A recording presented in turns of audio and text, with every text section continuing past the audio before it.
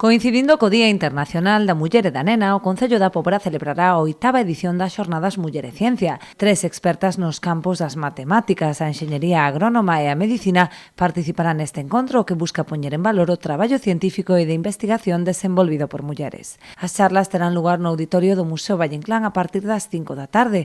A primeira correrá a cargo da doutora en medicina Lola Ferreiro, que abordará a saúde mental das mulleres. A primeira delas será ben da man de Lola Ferreiro, que é unha muller feminista, é doutora en medicina, e ten unha ampla experiencia no eido da investigación sobre a saúde mental das mulleres sempre dende unha perspectiva de xénero.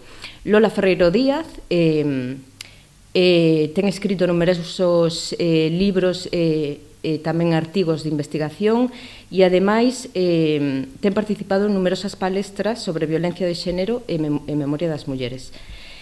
Achéganos o tema a saúde das mulleres maltratada polas violencias de xénero institucionais. A matemática e investigadora Rocío Vega expoñerá ferramentas digitais que nos axudan a combater o cambio climático, mentres que a agrónoma Begoña de Bernardo disertará sobre ecofeminismo. O cambio climático, no que supón para o cambio climático a eficiencia enerxética e, desde logo, a importancia da descarbonización, non?